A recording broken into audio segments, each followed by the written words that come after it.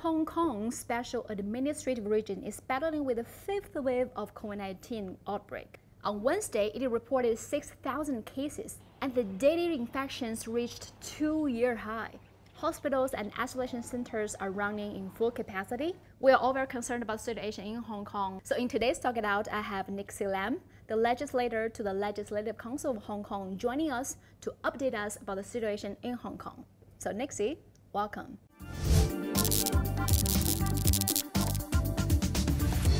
The situation in Hong Kong right now is quite on the blink of collapse, I could say. But what is good is that we have been constantly looking close to the situation. We are quite a small town in Hong Kong, so a lot of the legislature and also the community servicing and people were actually joining together to go into different corners of Hong Kong and to check on what sort of things that needs help. Currently, we are actually very tense on how many tests we can do for the COVID identifications. So that is actually quite under pressure.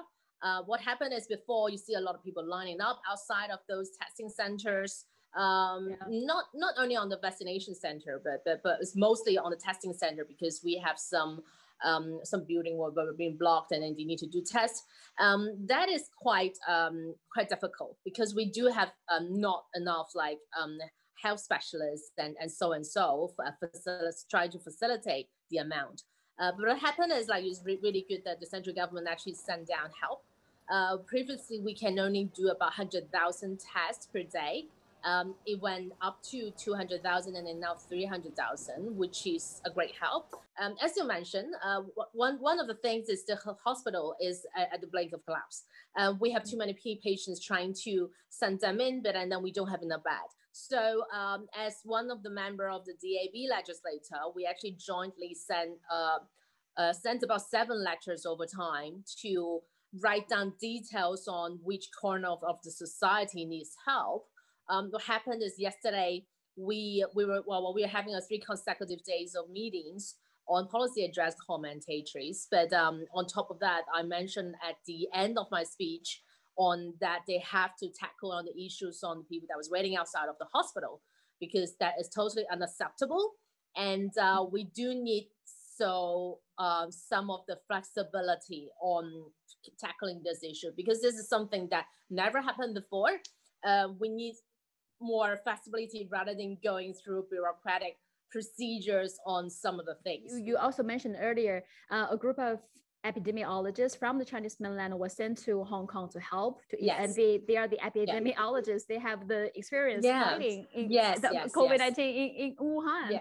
And also, besides experts, there are some testing facilities like labs were also sent to Hong Kong from some companies.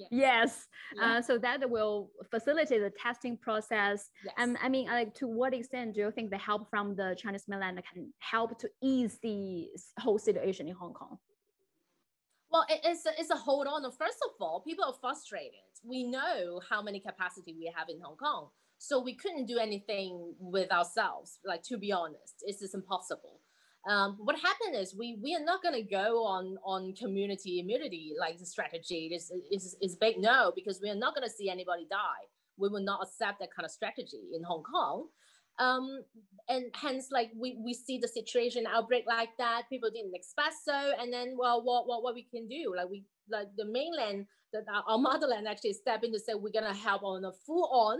Everybody's gonna help. So even today we have people from Macau coming in over to help Hong Kong the situation as well. So that actually gives us a very big confidence into.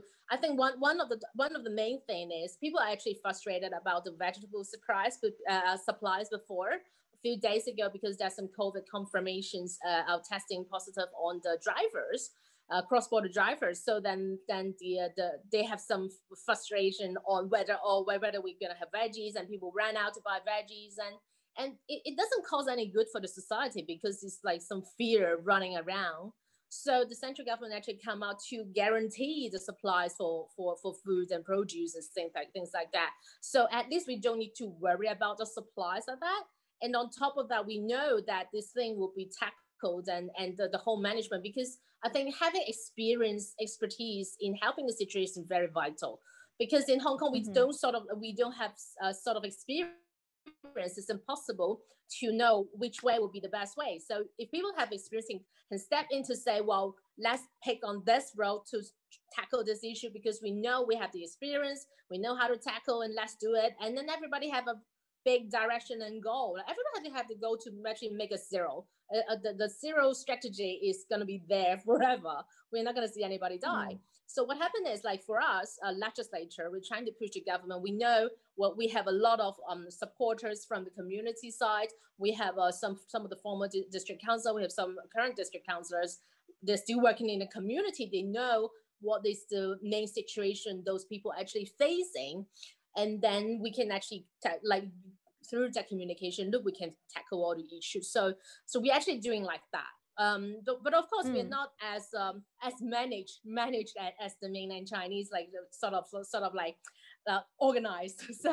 But we're trying to go there. That's why we are calling everybody to help out. I have some WhatsApp groups. Some of the youth, like entrepreneurs, say, can you guys list out how many cars you can help? You can actually come up and help, and then we can maybe help deliver some of the stuff that the government needs or some of the community needs and stuff like. So people are actually organizing like that, which is really good. I mean, for the societies, people are helping. People are willing to help as well. I think I read an article. I think it's on the New York Times.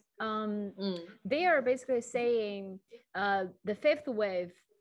This basically review the weakness of Hong Kong system, because on one hand, Hong Kong have to follow the zero COVID rule because of Chinese mainland. Which is the right way to go.